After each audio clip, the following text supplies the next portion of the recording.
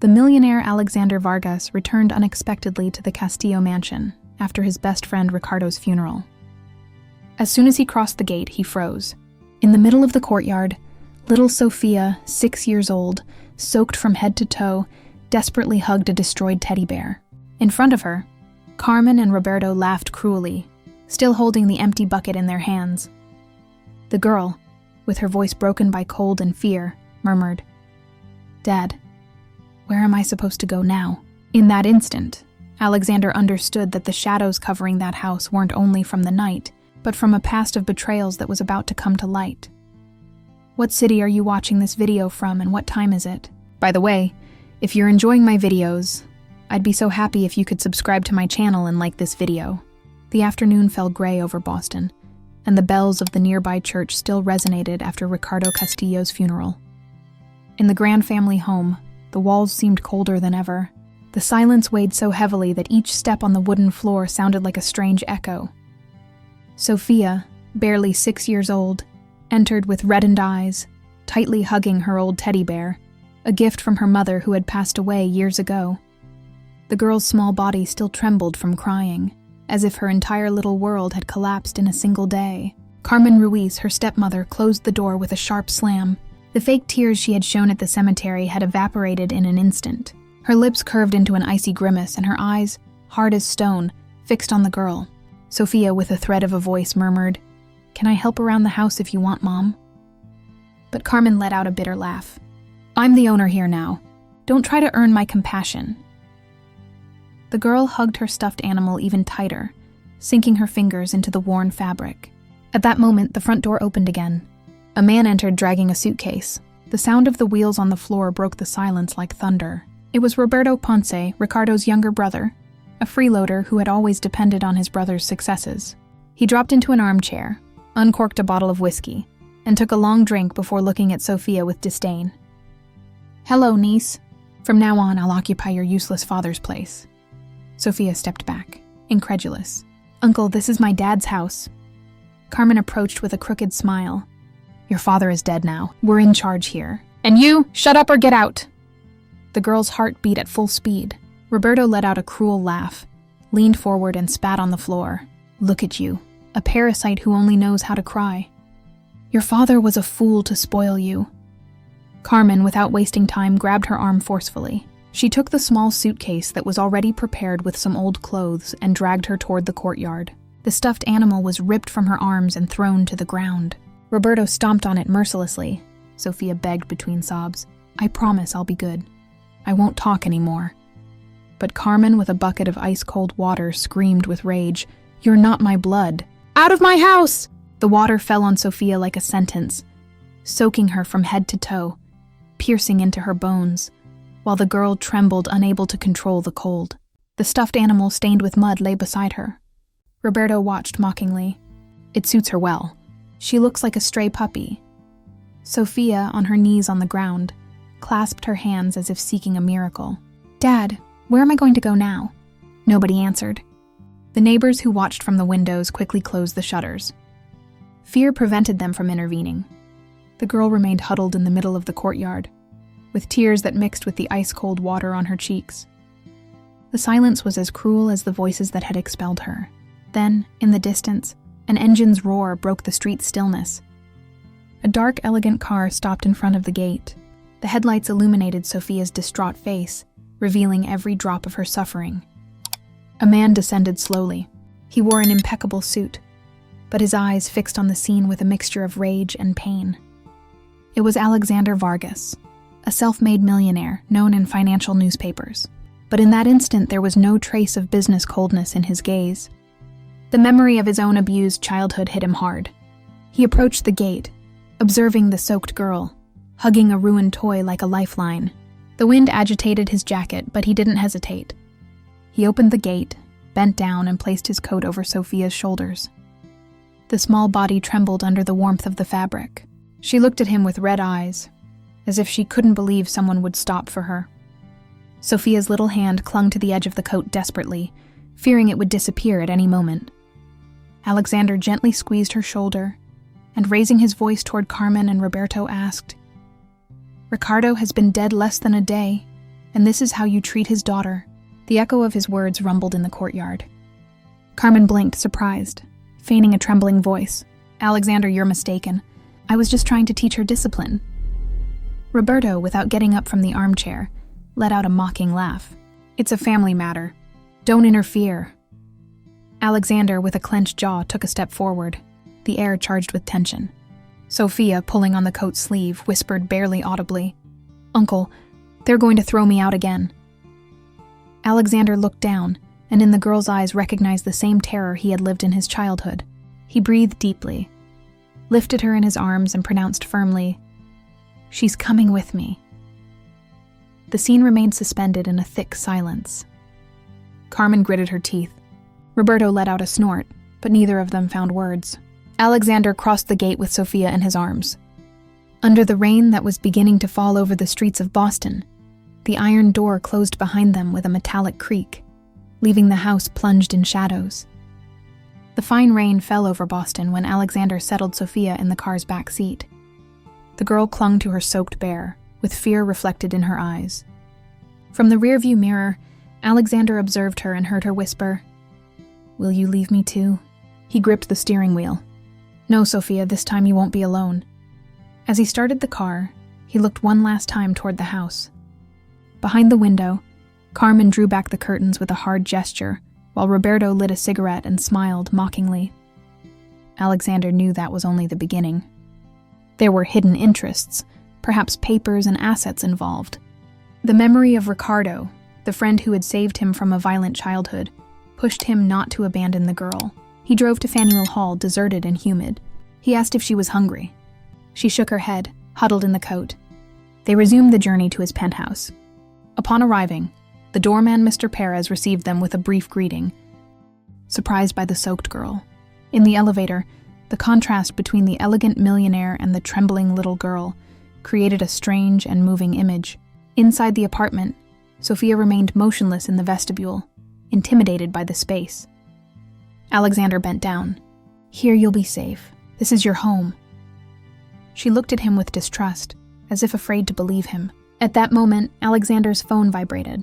"You've made a mistake. She's not your responsibility." He saved the message without showing it, and calmly took Sofia to the kitchen. While preparing soup, she murmured, "I promise not to dirty anything."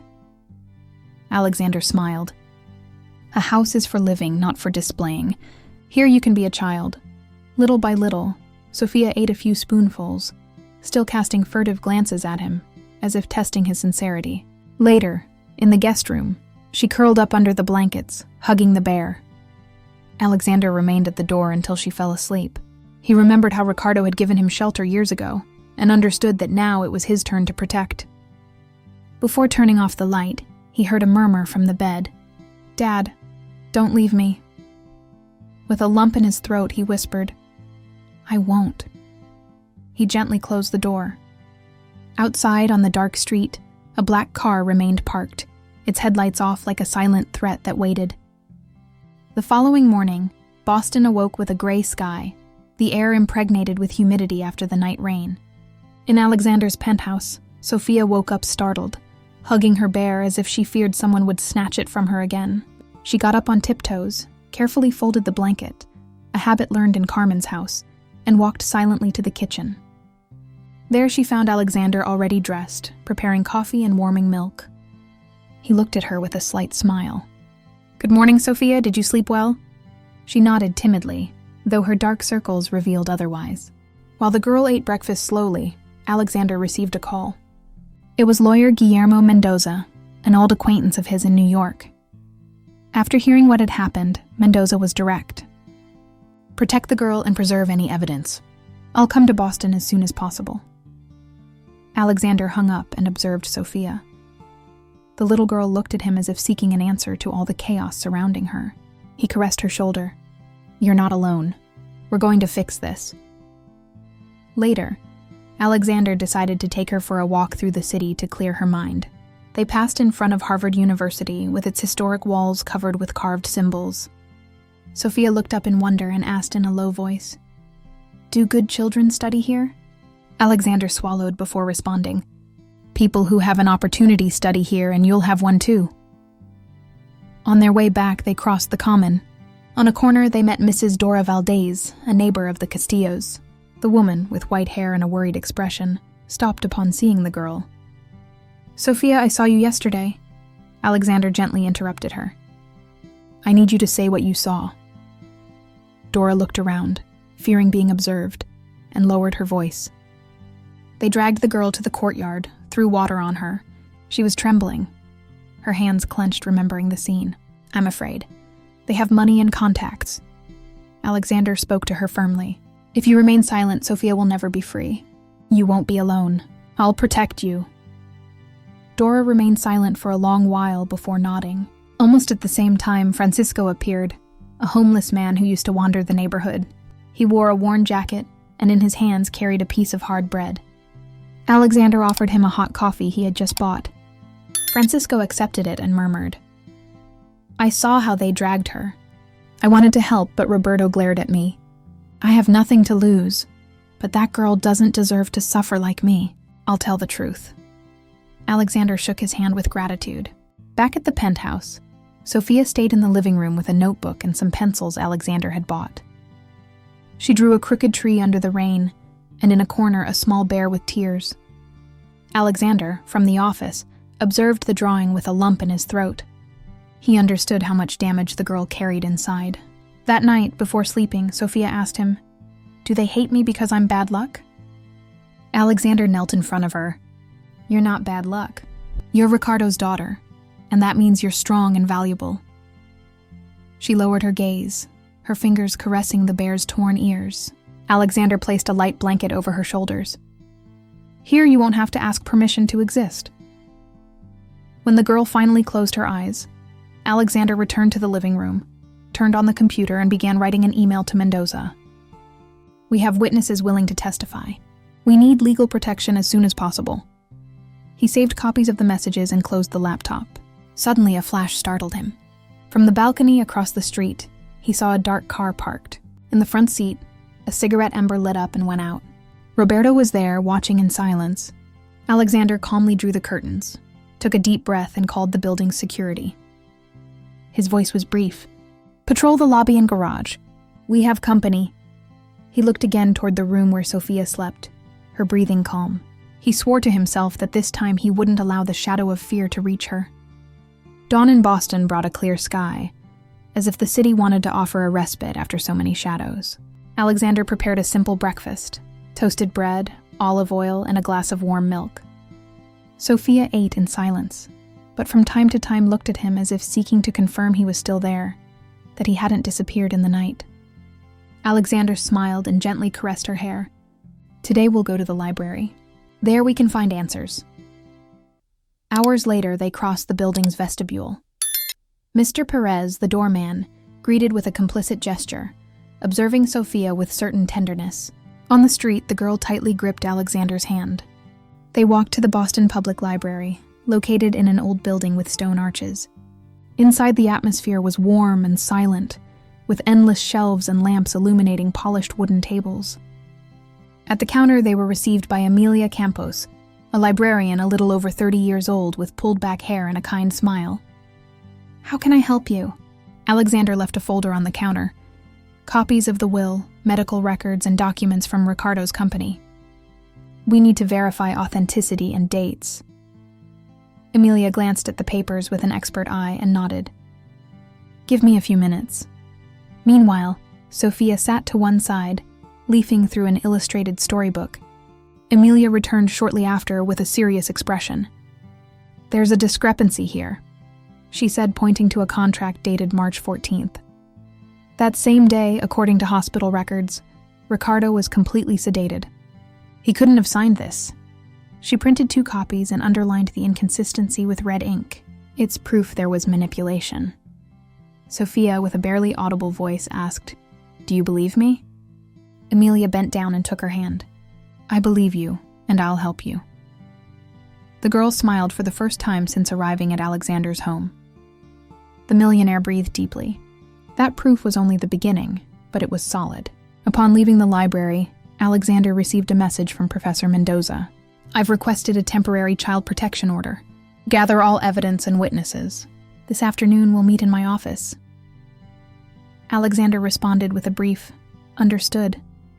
Then he bent down toward Sofia. "Today you've been very brave." She hugged her bear tightly. On the way to the penthouse, they passed in front of a newsstand.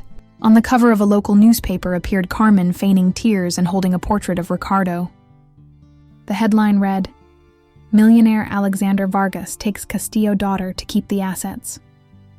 Sofia stopped, read the words, and lowered her gaze. "They say it's my fault," she whispered. Alexander tore off the cover firmly and folded it. "Noise isn't truth. We'll build the truth together." Already at home, Alexander turned on his computer and saved digital copies of all documents. Then he sat next to Sofia, who colored in silence. "Do you want to help me?" he asked.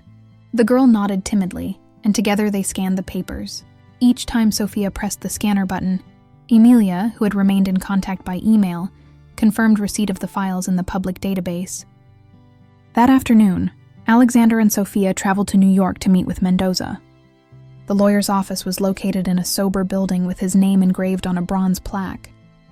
There they were received by Paula Verde, legal assistant, who offered Sofia a cup of hot chocolate. Mendoza appeared shortly after, a gray-haired man with a calm gaze. After hearing the details, he organized all documents and evidence in a file. "We have witnesses, recordings, and proof of manipulation.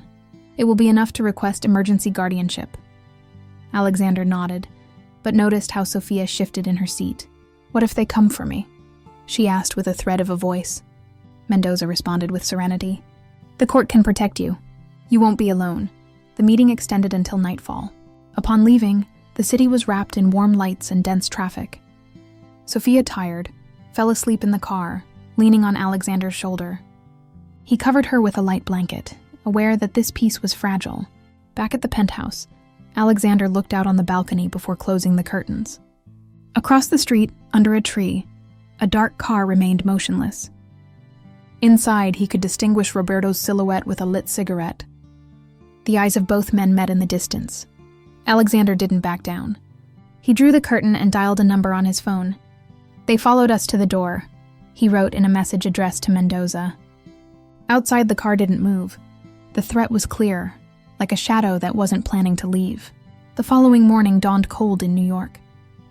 Alexander took Sofia to the library where Emilia received her with a box of colored pencils. "You can stay with me while your uncle attends to some matters," she told her tenderly. Sofia nodded, calm upon feeling a safe space. Alexander caressed her head and whispered to her, "I'll be right back." He then headed to the old Castillo neighborhood, went up to apartment 2B, and knocked on Mrs. Dora Valdez's door. The woman opened with a tired expression. She still had red eyes from lack of sleep. "I saw everything," she confessed almost in a whisper. "They dragged the girl, threw cold water on her. She was trembling like a leaf." Alexander took her hand. "We need your testimony. You won't be alone." Dora hesitated, but finally agreed to collaborate on the condition of having protection. Upon leaving the building, he met Francisco Molina sitting on a wooden box. The homeless man accepted a hot coffee and recounted what he had seen. "They dragged her like a sack. Roberto looked at me with hatred. But that girl doesn't deserve to suffer like me. I'll speak." Alexander handed him Mendoza's card and an appointment to testify. Both witnesses were confirmed. Back at the library, Emilia had prepared a report comparing contract dates with medical records. Ricardo was sedated when he supposedly signed. "This proves forgery," she explained, showing the table with red marks. Sofia observed attentively and for the first time raised her voice. "So I wasn't wrong." Emilia smiled. "No, you were telling the truth." That afternoon, Alexander took Sofia to Mendoza's office. Dora and Francisco were also waiting there. Paula Verde offered hot tea to everyone while the lawyer organized the documentation, the USB drive, the technical car reports, proof of the forged signature. "We have enough to request immediate guardianship and open a case for poisoning," he affirmed calmly. The meeting was interrupted when a sharp knock resonated at the door. A messenger had brought an envelope with photographs. In them, Alexander could be seen entering the courthouse with Sofia, accompanied by accusatory headlines in the press. "Millionaire kidnaps Castillo heiress." Sofia paled, hiding her face on Alexander's shoulder. He held her firmly. "Don't listen to those lies." Mendoza frowned. It's part of Carmen and Roberto's strategy. They'll try to turn public opinion. As evening fell, they returned to the penthouse. Alexander prepared a light dinner, and Sofia, still frightened, barely ate. Before sleeping, she sat by the window and spoke to her bear. "Mom, Dad, I don't want to go back there." Alexander heard her from the hallway with a lump in his throat. He turned on the computer and reviewed the car's technical files again. There, he found altered records in the control unit, dated precisely when Roberto used to take the vehicle to the shop. He called a trusted engineer who confirmed, this was manipulated on purpose. It wasn't the brakes, it was the ECU. Direct access and advanced knowledge were needed. Alexander gritted his teeth. The evidence against Roberto was becoming clearer. That night, while Sofia slept, Alexander looked out on the balcony. On the sidewalk across, a black car remained parked. The glow of a cigarette revealed Roberto's silhouette. Both looked at each other from a distance. Alexander closed the curtains and reinforced the locks. Then he sat on the floor, leaning against Sofia's bedroom door. He silently swore, "This time you won't lose your home." At dawn, a message from Dora broke the silence. Her window had appeared broken with a brick on the floor and a note inside that said, "Shut up." At the same time, Francisco was attacked in an alley, beaten by strangers. Injured, he still had strength to say, "They won't silence me." The girl deserves justice. Alexander documented everything and called Mendoza. The lawyer responded calmly. "We'll present this evidence as an attempt to intimidate witnesses. This only strengthens our case." Alexander hung up, but inside him rage boiled. That afternoon, Sofia approached with eyes full of tears. "If I weren't here, nobody would suffer because of me." Alexander knelt, taking her by the shoulders. "No, Sofia, they're guilty, not you. You're the reason we fight." The next day, they would enter the family court together. The battle was about to begin. Dawn in New York arrived charged with tension. Alexander took Sofia's hand as they entered the family court. The girl, hugging her bear, seemed smaller than ever. On one side of the room, Carmen feigned crying in a black dress, and Roberto maintained a cold expression. The defense lawyer accused, "My client was stripped of her daughter by Alexander Vargas." "This is kidnapping," Alexander replied firmly. Sofia was humiliated, dragged and soaked with ice-cold water. "I have witnesses." The judge ordered them brought in. Mrs. Dora declared, trembling, "I saw Carmen and Roberto throw the bucket on her." Then Francisco, with a hoarse voice, "I wanted to help, but Roberto looked at me with hatred. That girl doesn't deserve to suffer like that." Silence filled the room. Mendoza presented the USB drive hidden in the bear. Ricardo's voice sounded clear. "What is this vial? I don't need it." Then Carmen's whisper, "Let him drink more. Let him die." The room held its breath. Roberto shouted, "It's fake!" Mendoza showed the car's technical reports. The control unit was manipulated. The dates coincide with when Roberto took the vehicle to the shop. Then Sofia, with a small but firm voice, stood up. "If they loved me, they wouldn't have thrown water on me. Nor would they have laughed at me." Her words remained recorded in the minutes. The judge struck the gavel. Immediate protection order. Temporary guardianship to Alexander Vargas. Arrest of Carmen Ruiz and Roberto Ponce for abuse and fraud. The officers approached. Carmen collapsed. Roberto remained rigid while cameras captured the moment. Sofia cried in Alexander's arms. "I have someone left." He held her tightly. "You'll always have me." That afternoon, they changed the locks on the house. Soon Amelia arrived with books, Dora with colorful curtains, and Francisco with wooden shelves. Mendoza reviewed every paper while Linda brought hot soup. The old home was gradually transforming into the lighthouse, a space where hope reigned. On Christmas Eve, Sofia hung her father's photo in her newly painted room. Alexander gave her a purple scarf and a letter from Ricardo. "Trust Alexander, because I trusted him more than anyone." Sofia hugged it against her chest. A year later, the center was full of children singing carols. Mendoza brought the final sentence. Carmen and Roberto had been convicted. Sofia, with her scarf waving, ran toward Alexander. "Dad, I'm not afraid anymore." He responded with tears in his eyes, "And you'll never be alone again." Outside, it began to snow. Inside, the lights of the lighthouse shone like the promise of a new beginning. There was a moment when that girl, soaked and trembling under the rain, seemed condemned to solitude. However, a gesture of kindness opened a different path, the extended hand of a man who decided not to repeat the mistakes of the past. If this story has touched something in you, tell us with a simple comment. Write the number 1 if it seemed valuable to you, or 0 if you think it could have been told differently. That way we'll know what your own memories feel when hearing it.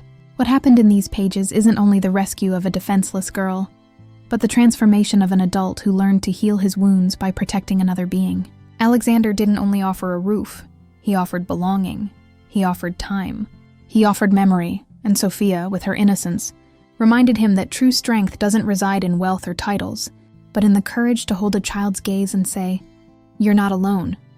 The lesson is clear and eternal.